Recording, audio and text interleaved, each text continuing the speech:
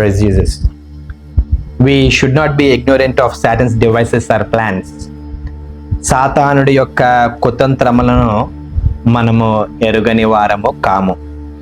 పౌలు భక్తుడు చెప్పినట్టు మరి సాతానుడికి చాలా కుతంత్రాలు ఉన్నాయి, చాలా పన్నాగాలు ఉన్నాయి.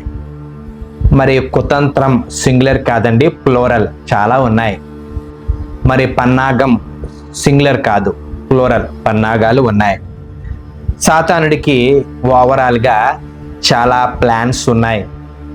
మనల్ని మోసం చేయడానికి, పడగొట్టడానికి, శోధించడానికి, జల్లించడానికి, అపాయము కలుగు చేయడానికి, అనారోగ్యము తీసుకురావడానికి ముఖ్యంగా. మరి ఇంకొంచెం ముందుకు వెళ్తే సాతానుడికి చాలా పేర్లు ఉన్నాయి. అబద్ధికుడని, అబద్ధానికి జనకుడని, వెలుగుదోతని, లూసిఫర్ అని, ఘట సర్పము అని. ఇంకొక పేరు కూడా ఉన్నది సాతానుడికి, అది శోధకుడు, ద వన్ హూ టెంప్ట్స్. మరి యొక్క సాయంకాల సమయంలో సాతానుడు పన్నేటువంటి పన్నాగాల గురించి, సాతానుడి దగ్గర ఉన్న ఆయుధాల గురించి, తన దగ్గర మనకి తెలియని ఒక ప్రత్యేకమైన ఆయుధం గురించి మనము ధ్యానము చేద్దాము. సాతానుడు శోధకుడు. మత్తయి సువార్త 4వ అధ్యాయము 3వ వచనంలో ఆ శోధకుడు ఏం చేశాడంటే యేసుక్రీస్తు ప్రభు వారిని శోధించాడు. మరి ఈరోజు వరకు మరి మనకందరికీ కూడా సాతానుడు గురించి కొన్ని విషయాలు తెలుసు. ఇంకొంతమందికి సాతానుడు ఎలాగ శోధిస్తాడు, ఎలాగ టెంప్టేషన్ ఇస్తాడు మరి మనకి తెలుసు. మొదటి యోహాను 2వ అధ్యాయము 16వ వచనంలో మరి 3 మెయిన్ కేటగిరీస్ ఉన్నాయి. సాతానుడు శోధించేటువంటి ఆ కేటగిరీస్ని మనం తీసుకుంటే ప్రత్యేకంగా 3 కేటగిరీస్ ఉన్నాయి. ఒకటి శరీరాశ, డిజైర్ ఆఫ్ ఫ్లెష్. నేత్రాశ రెండవది, డిజైర్ ఆఫ్ ఐస్. మూడవది ప్రైడ్ ఆఫ్ లైఫ్, జీవపు డంబము. ఇలాగా అనేస్తాము చాలాసార్లు, చదివేస్తాము చాలాసార్లు. అయితే లోతుగా ఎవరినైనా అడిగితే ఎగ్జాక్ట్గా జీవపు డంబం అంటే ఏంటి, నేత్రాశ అంటే ఏంటి, ఈ శరీరాశ అంటే ఏంటో మనలో కొంతమందికి తెలియదు. మరి జనరల్గా మరి సాతానుడు మరి ఎలాగ శోధిస్తాడంటే స్త్రీలని పురుషుల ద్వారా, పురుషుల్ని స్త్రీల ద్వారా. ఇంకా సాతానుడు దుర అలవాట్ల ద్వారా శోధిస్తాడని, అధికారము కోసము ఏదైనా చేయించి దాని ద్వారా శోధిస్తాడని, అబద్ధములు ఆడిస్తాడని, డబ్బు విషయంలో, హోదా విషయంలో, అనారోగ్యం విషయంలో, ఓటమి విషయంలో, లేమి విషయంలో, యవ్వన దశ ఉన్నప్పుడు, ఇంకా మరి రకరకాల చెడ్డ అలవాట్ల ద్వారా ఇలాగా మనకందరికీ సాతానుడు రకరకాలుగా శోధిస్తాడని తెలుసు. పేతురు 2వ పత్రికలో కూడా 5వ అధ్యాయంలో సాతానుడు ఎవరిని మృంగుదామా అని చూస్తున్నాడు. సాతానుడిని మరి గర్జించు సింహము వలె కూడా మనము చదివామండి. సో ఈరోజు ఈ బైబిల్ స్టడీ కార్యక్రమంలో ఇన్ డెప్త్ స్టడీ చేద్దాం. ఏమిటి ఈ స్టడీ అని అంటే సాతానుడి ఆయుధం, సాతానుడి దగ్గర ఉన్న అంబుల పొదిలో ఆ యొక్క మనకి తెలియని ఆయుధం. మనకి అన్నీ తెలుసు, ఆయుధాలు అన్నీ తెలుసు, వాడు ఎలా శోధిస్తాడో తెలుసు. మనకి తెలియని ఆయుధం గురించి మరి మీతో నేను చాలా క్లుప్తంగా పంచుకుంటాను. ఆఖరిలో ప్రార్థనలో ఏకీభవించండి. మరి ఈ విషయం ఇంతకు ముందు మీరు చదివినప్పటికీ దాని మీద అంతగా మనం ఫోకస్ చేసి ఉండకపోవచ్చు. మనం ఇంకొంచెం ముందుకు వెళ్తే సాతానుడు అంబుల పొదిలో ఉన్న ఆ భయంకరమైన ఆయుధం గురించి మీతో నేను చెప్పకముందు మనతో పాటు సృష్టించిన ఈ పక్షులు, జలచరాలు, ఈ జంతువులు ఏ విషయంలో ప్రాణాలు కోల్పోతాయో చెప్తే మీకు ఇంకొంచెం క్లారిటీ ఉంటుందేమో. ఎందుకంటే 6వ దినాన్నే దేవుడు మనిషిని సృష్టించాడు, 6వ దినాన్ని పశువుల్ని కూడా సృష్టించాడు. ఈ విషయాన్ని గురించి కొంత ఫోకస్ చేసి లాస్ట్లో 1-2 పాయింట్లు చెప్పి మరి నేను ముగిస్తానండి. మరి చాలా సందర్భాల్లో ఈ జానపద గీతాలు మనం వింటే చిన్న చేపకు పెద్ద చేప, పెద్ద చేపకు చిన్న చేప అని అంటాం. మరి చేప ఎలాగ వలలో చిక్కుతుంది, లేదా చేప గేలానికి ఎలాగ చిక్కుతుందంటే, ఈ చేపలు పట్టేటువంటి వాడు ఆ పెద్ద చేపకి చిన్న చేపని ఎర్రగా పెట్టి దానికి ఒక కుక్కెం, స్క్రీన్ మీద చూపిస్తున్నాను చూడండి, ఒక కుక్కెం పెడతాడు, దాన్ని ఇలాగ ఆడేస్తాడు. పాపం అభం శుభం తెలియని ఈ చేప, పెద్ద చేప, అది ఒక ఆహారమని నోరు తెరిచి ఆహారం విషయంలో ఆ చిన్న ఆహారమైన ఆ చిన్న చేపని పట్టుకొని ఆ హుక్ మరి నోటికి గుచ్చుకొని చిక్కుకుపోతుంది. అంటే మొట్టమొదటిగా ఈ చేపలు ఆహారం విషయంలో ప్రాణాలు కోల్పోతాయి. అలాగే జంతువుల విషయంలో అన్నీ మనం చెప్పలేం, కానీ కోతి, మంకీని పట్టేటువంటి వారు ఆ మంకీస్ అన్నీ చూస్తుండగా ఒక పొలంలో కానీ ఎక్కడైనా ఒక రూరల్ ఏరియాస్లో అడవి ప్రాంతంలో కానీ చిన్న రంధ్రాన్ని చేసి లోపల ఆహారం ధాన్యాలు వదిలి ఈ వ్యక్తి వెళ్ళిపోతాడు. అవి చూసిన ఆ యొక్క కోతులు మరి చెయ్యి ఇలా పెట్టుకొని లోపలికి వెళ్ళి ఆహారం తీసుకొని వచ్చేస్తే బాగున్ను, లోపలికేమో ఇలా చెయ్యి పెట్టి ఆ ఆహార ధాన్యాల్ని ఇలా గుప్పిలతో పట్టుకుంటాయి. వాస్తవంగా ఆ హోల్ ఎంత ఉండదు కానీ ఇంతే ఉంటుంది గనక అక్కడ చిక్కుకుపోతుంది. అది వదిలేస్తే బయటికి రావచ్చు, ఆహారం వదిలేస్తే బయటికి రావచ్చు, కానీ వదలవు. ఆహారాన్ని ఇలా పట్టుకుంటే గనక ఇది హోల్ సరిపోదు గనక బయటికి రాలేదు. ఈలోగా కోతులన్నీ కూడా ఆ కోతులు పట్టేటువంటి వారికి ఆహారం విషయంలో దొరికిపోతాయి.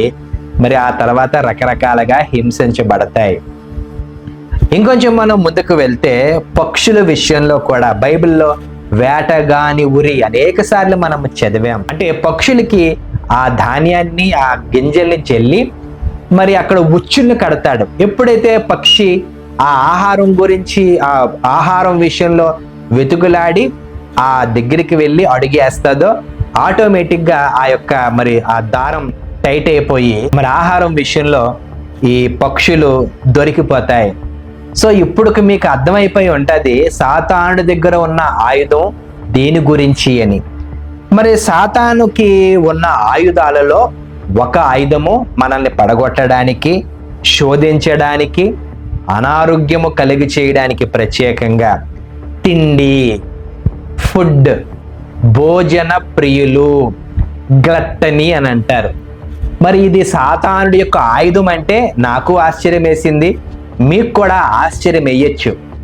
మరి సాతానుడు ఈ యొక్క స్త్రీల ద్వారా, మద్యమ ద్వారా, డబ్బు ద్వారా, అధికారం ద్వారా ఎలాగ శోధించడండి? ఈ యొక్క ఫుడ్ విషయంలో, ఆహారం విషయంలో కూడా శోధిస్తాడు అనే విషయాన్ని మరి నేను జ్ఞాపకం చేస్తున్నానండి. మీలో కొంతమంది అంగీకరించకపోవచ్చు, దేవునికి స్తోత్రం. మరి ఇంకొంతమంది విభేదించవచ్చు, దేవునికి స్తోత్రం. అయితే నేకెడ్ ట్రూత్ ఏంటంటే సాతానుడి దగ్గర ఉన్న అంబుల పొదిలో మనకి తెలియకుండా మనల్ని పడగొడుతున్న ఆయుధం ఏంటంటే అది తిండి అనే విషయాన్ని జ్ఞాపకం చేస్తున్నాను. చిన్న ఎగ్జాంపుల్స్ చెప్తాను, బాగా గమనించండి.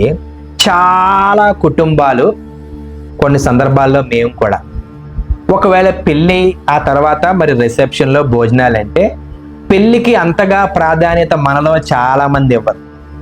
భోజనాలకు మాత్రం లారీలు వేసుకొని వచ్చేస్తారు. అలాగే ఇంకొంతసార్లు గమనించారో లేదో, ఫస్ట్ రో మరి కూర్చొని భోంచేస్తూ ఉంటుంటారు, ఇంకా మధ్యలో ఉంటుంది, వెనకాల ఇంకొక వ్యక్తి వచ్చి నించుండిపోతారు. పాపం ఆ ముందు కూర్చున్న వ్యక్తులు తినలేరు. దయచేసి క్రైస్తవులారా, అవకాశం వచ్చింది కాబట్టి చెప్తున్నాను, ముందు ఎవరైనా ఆ భోజన పంక్తిలో భోంచేస్తుంటే సిగ్గుసరం లేకుండా, మరి ఎప్పుడు కూడా ఇంట్లో తిండి లేనట్టు, మన దేశం మీదకి కరువు వచ్చేసినట్టు, ఆ తిండి లేకపోతే ప్రాణం పోయేటట్టు వెనకాల వచ్చి నించోవద్దు. నాకు చాలా అసహ్యం.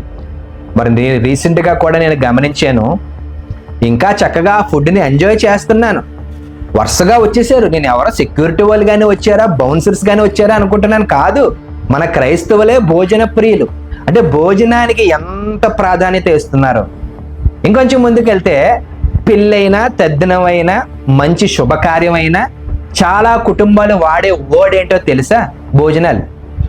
అంటే అది పెళ్ళ, చచ్చిపోయిన ఆ యొక్క దినం భోజనమా, లేదా ఇంకేదైనా, అది అనవసరం. భోజనాలు. ఇంకొంచెం ముందుకు వెళ్దాం, అవకాశం వచ్చింది కాబట్టి చెప్తున్నాను. మరి చర్చిలు చాలా ఖాళీగా పల్చగా ఉంటాయి. అదే భోజనాలు అని అనండి, లారీలు కాదు, ట్రైన్లు వేసుకొని వచ్చేస్తారు అలాగా. అంటే అత్త, అక్క, అమ్మ, చెల్లి, అన్న, తమ్ముడు, తోడుకోడలు, తోడళ్ళు, వాళ్ళ బంధువులు, వాళ్ళ చుట్టాలు, వాళ్ళ ఎదురింటోళ్ళు, వాళ్ళ కిందుంటోళ్ళు చాలా వచ్చేస్తారు. సిగ్గేదేమో ఒక్కొక్కసారి భోజనం గురించి. అంటే మనకి తెలియకుండానే భోజనానికి ఎంత ప్రామినెన్స్ ఇస్తున్నామో మీకు నేను జ్ఞాపకం చేస్తున్నాను. వాక్యం ఏం చెప్తుంది? ఇదంతా నా సొంత కట్టుకథ కాదండి, ఇదంతా నేను చదివినదే, నాకు బయలుపరిచిందే దేవుడు. మరి బైబిల్ ఏం చెప్తుందంటే గ్లట్టనీ, ఈ యొక్క తిండిబోతులకి అగెయిన్స్ట్ గా మాట్లాడింది. అందరూ తీయాలని కోరుతున్నాను. సామెతల గ్రంథము, మరి వారి కడుపే వారి దేవుడిలాగా తిండి గురించే కొంతమంది బ్రతికేస్తారు. పెళ్ళిళ్ళు ఉండవు, పెటాకులు ఉండవు, మరి ఏ యొక్క ఎయిమ్ ఉండదు, యాంబిషన్ ఉండదు, ఒక గోల్ ఉండదు, పలానాది సాధించాలని ఉండదు. కానీ తిండి గురించే కొంతమంది బతికేస్తున్నట్లుగా మనం చూస్తాం. సామెతల గ్రంథము 23వ అధ్యాయము 20-21 వచనాలు చూస్తే, ద్రాక్షారసము త్రాగువారితోనైనను, అంటే క్వాంటిటీ గురించి మాట్లాడుతున్నాను నేను, మాంసము హెచ్చుగా తినేవారితోనైనను సహవాసము చేయకము. అమ్మో, క్రిస్టియన్స్ కి ఫుడ్ అంటే మీట్ లేకపోతే దిగదు చాలా మందికి. బైబిల్ అగేన్స్ట్ గా చెప్తున్నదండి. ఫిలిప్పీలకు రాసిన పత్రిక 3వ అధ్యాయము 19వ వచనంలో, నాశనమే వారి అంతము, వారి కడుపే వారి దేవుడు, వారు తాము సిగ్గుపడవలసిన సంగతులు యందు అతిశయపడుచున్నారు. అంటే ఎంత దేవుడు తిట్టాడా కొట్టాడో కూడా అర్థం కావట్లేదు, ఇక్కడ పొగిడాడా అర్థం కావట్లేదు. అంటే సిగ్గుపడవలసిన విషయంలో వారు అతిశయిస్తున్నారట. భోజన విషయంలో మనము సిగ్గుపడాలి కొన్ని విషయాల్లో. అంటే అతిగా తినే వాళ్ళ గురించి మాట్లాడుతున్నాండి, XXL సైజ్ గురించి. బైబిల్ చెప్తున్నది సిగ్గుపడాలి. మీకు గ్లట్టని, తిండి బ్రోతులుగా ఉన్నవారు సిగ్గుపడాలి, కానీ అతిశయిస్తున్నారట. ఇంకొంచెం ముందుకు వెళ్తే సామెతలు 25:16లో, తేనె కనుగొంటివా, తగినంత మట్టుకే త్రాగము, అధికముగా త్రాగిన ఎడల కక్కి వేయుదవేమో, నీవు తిండిబోతువైన ఎడల నీ గొంతుకు కత్తి అడ్డు పెట్టుకొనుము. అంటే అందరినీ సర్జరీ చేయించుకోమని కాదండి, అక్కడ ఏంటి డిపార్ట్మెంట్ దగ్గరికి వెళ్ళమని కాదు. కత్తి అడ్డుగా పెట్టుకుంటే ఏం చేస్తుంది? యాపిల్ తింటున్నాడు ఒక వ్యక్తి, కత్తి అడ్డుగా పెడితే ఏమవుతుంది? 2 ముక్కలు అయిపోతుంది. కాబట్టి ఫుల్గా తినద్దు నాయన, 50% తీసుకో, సగమే తీసుకో, తగినంత మట్టుకే తినని చాలా మరి మంచి మీనింగ్తో భక్తులు రాయడం జరిగింది. మరి దేవుడు ఈ పరిశుద్ధ లేఖనాలను మన గురించి రాయిస్తూ అనేక విషయాల్ని నేర్పించాడండి. మరి బైబిల్ గ్రంథంలో ఏమి జరిగిందో ఒకసారి మనము చూద్దాం. సాతానుడు మరి నిజంగానే ఈ ఆయుధాన్ని కలిగి ఉన్నాడా? బైబిల్ ఒప్పుకోవాలి కదా. నేను ఏదైనా స్టేట్మెంట్ చేస్తే అది బైబిల్ మరి అప్రూవ్ చేయాలి కదా, నేను జస్టిఫై చేసుకోవాలి కదా. చూద్దాం ఒకసారి. ఆదికాండము 3వ అధ్యాయము 6-12 వచనాలలో, తినవద్దు అనే పండు విషయంలో వీరిద్దరూ తిన్నారు, పడిపోయారు, శోధింపబడ్డారు, మనుషుల మీదకి ప్రాణాపాయాన్ని తీసుకుని వచ్చారు. దీనికి కారణము ఒక ఆహార పదార్థము కూడా అనే విషయాన్ని ఆదాము అవ్వ విషయంలో నుండి మనము అర్థం చేసుకోవచ్చు. అలాగే ఒకసారి గమనించండి, మరి కీర్తనల గ్రంథము 78వ కీర్తన 18లో, అంటే స్పష్టంగా రాశాడు కాబట్టి ఈ రెఫరెన్స్ తీసుకున్నాను. ఇశ్రాయేలీయులు మన్నా విషయంలో దేవుని శోధించిరి. మన్నా అనగానే అదేదో చర్చు డినామినేషన్ కాదండి, ఇక్కడ మన్నా అనగానే ఫుడ్ విషయంలో శోధించారు. ఆ తర్వాత కొంతమంది, మళ్ళీ అవకాశం వచ్చింది కాబట్టి చెప్తున్నాను, మరి చాలాసార్లు మనము మీటింగ్లకి ఫంక్షన్లకి వెళ్తాం కదా, మీ కడుపుకి ఎంత పడుతుందో అంతే తినండి, కానీ ఆ తర్వాత క్యారేజీల్లో, డబ్బాల్లో, హ్యాండ్ బ్యాగుల్లో వేసుకోవద్దండి, చాలా అసహ్యంగా ఉంటుంది. మన మీద ప్రసంగాలు చేసేస్తున్నారు. బ్యాగులో ఫుడ్ పదార్థాలు ఎత్తుకొని పోయేటువంటి వారలారా, మీకు చాలా అవమానకరంగా ఉంటుంది. ఇంట్లో మీకు తిండి లేదా టిఫిన్ బాక్సుల్లో ఎత్తుకెళ్ళిపోవడానికి? ఒక పక్క కబాబ్ ఫ్రై జరుగుతూనే ఉంటుంది, అలాగా క్యారేజీలు అలాగా వాళ్ళ ఇంట్లోకి వెళ్ళిపోతూ ఉంటుంటాయి. తిండి గురించి కాదు నాయనా నువ్వు బ్రతుకుతున్నది, కుటుంబాలారా మీరు బ్రతుకుతున్నది. ఈ ఇశ్రాయేలీలు కూడా కొంత దాచుకున్నారు, వద్దని చెప్పాడు. ప్రతిరోజు నా మీద ఆధారపడండి, నేను ఇస్తానంటే ఏమో రేపు దేవుడు ఇవ్వకపోతే నేను నా కుటుంబం ఎలాగని కొంత దాచుకున్నారు. అది కంపు కొట్టింది అనే విషయాన్ని నేను జ్ఞాపకం చేస్తున్నాను. ఫుడ్ విషయంలో ఇశ్రాయేలీని దేవుణ్ణి శోధించి కూలిపోయారు. ఆ విషయాన్ని కూడా జ్ఞాపకం చేసుకోవాలి.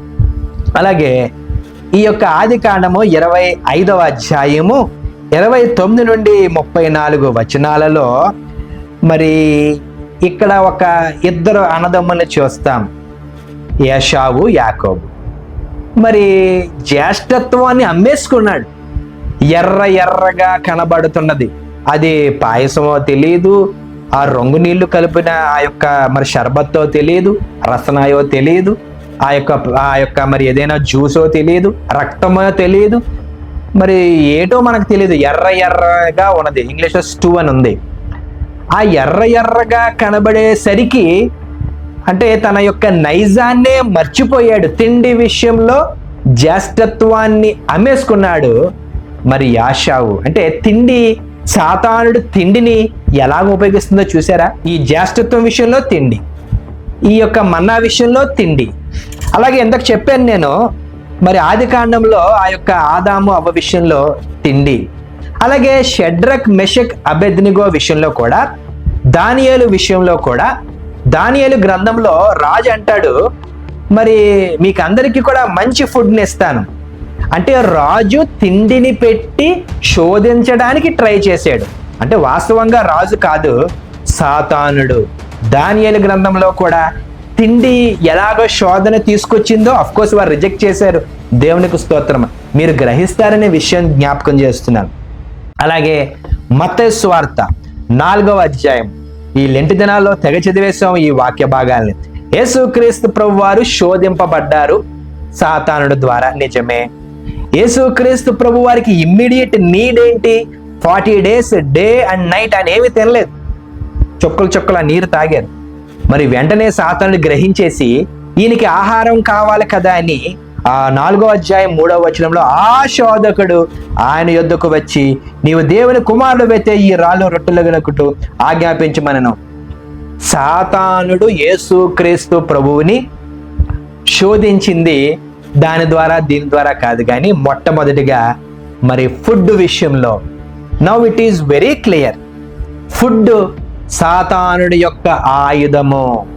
తగినంత మట్టుకు తింటే, ఎంత కావాలో అది తింటే, ఈ శరీరానికి కావలసినది తింటే అది వాక్యానుసారము. మరి ఆఖరిగా బాగా గమనించండి, ప్రధానంగా ఏ అనారోగ్యమైనప్పటికీ ఒక వ్యక్తికి వచ్చేటువంటిది ఆహారం వల్లనే. ఎందుకు లో మోటిల్ ట్యాబ్లెట్లు ఇంత సేల్ అయిపోతున్నాయి ప్రపంచ మార్కెట్లో అంటే, బాగా తినేయడం, లో మోటిల్ ట్యాబ్లెట్లు వేసేసుకోవడం.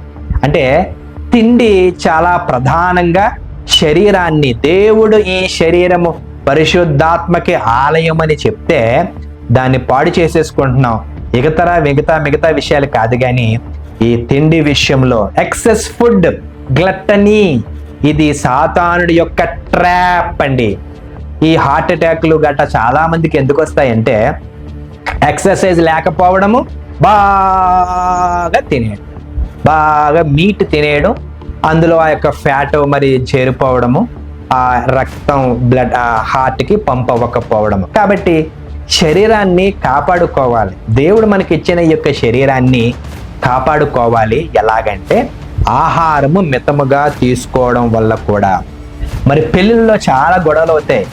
పెళ్ళిళ్ళ సీజన్ కాబట్టి చెప్తున్నానండి ఈ విషయాలు. తిండి విషయంలో ఎంత చెయ్యు ఏమి చెయ్యు, ఆ ఫుడ్ బాగోకపోతే పిలిచేడు ఆహారం బాగాలేదని అనేస్తాం. మనం అందరం అంటాం. అంటే సాతానుడు ఒక కుటుంబం మీద, ఆ ఎంటైర్ పిక్చర్ ఫ్యామిలీ మీద, పెళ్లి మీద ఏం ముద్రేశాడు? ఆ పెళ్లిలో భోజనాలు సరిపోలేదు, భోజనాలు బాగోలేదు అని. అంటే ఎంత ఇంపాక్ట్ చూపిస్తుందో కదా ఈ యొక్క ఆహారము. అలాగే ఈ బిజినెస్ చేసేటువంటి వారు స్టార్టింగ్ మంచి క్వాలిటీ ఇస్తారు. ఆ తర్వాత డబ్బులు ఎక్కువ వచ్చేయాల, ఆదాయం ఎక్కువ వచ్చేయాలని క్వాలిటీ తగ్గించేస్తారు. అంటే ఈ వ్యక్తుల్ని పాపంలో పడేసేది సాతానుడు. ఎలాగంటే ఫుడ్ విషయంలో, గ్రీడ్ విషయంలో, మరి ఆహారం రూపంలో మరి సాతానుడు చాలా శోధిస్తున్నాడు గనక మరి సాతానుడు అంబుల పొదిలో ఉన్న ఈ ఆయుధంతో చాలా జాగ్రత్తగా ఉండాలి. అందుకే ఈ యొక్క ఉపవాసంలో దేవుడు ప్రధానంగా దేనిని మానేయమన్నాడంటే ఆహారం మానే. నీకు ఇష్టమైన ఆహారం మానే, నీకు ఇష్టమైన ఈ భోజన పదార్థాలు మానేస్తే అది శరీరానికి కూడా ఆరోగ్యమని ఈ యొక్క మరి ఈ ఫాస్టింగ్ లో ఆహారం గురించి అన్ని నియమ నిబంధనలు ఉన్నాయి. మరి మన శరీరము పరిశుద్ధాత్మకి ఆలయము గనక 1 కొరింథీ 10వ అధ్యాయము 31వ వచనంలో మీరు భోజనము చేసినను పానము చేసినను ఏమి చేసినను సమస్తమును దేవునికి మహిమకరంగా చేస్తే అది మన జీవితం ద్వారా దేవుడి నామానికి మహిమ కలుగుతుంది. గనక సాతానుడి దగ్గర ఉన్న ఈ న్యూక్, ఆ యొక్క మిసైల్ ఏంటంటే ఆహారం. గనక ఆహారం విషయంలో బహు జాగ్రత్తగా ఉండాలని ఈ సత్యాన్ని మీకు నేను నేర్పించడానికి మరి ప్రభు చేత ప్రేరేపించబడి మీకు నేను సెలవిస్తున్నాను. మరి ఆహార పదార్థాలు మనకి ఇష్టము, భోజన పదార్థాలు ఇష్టము. ఇది నా సలహా మాత్రమే, అది మీ ఇష్టమండి. దేవుడి పరిశుద్ధ వాక్యమును దీవించును గాక. షాలోమ్.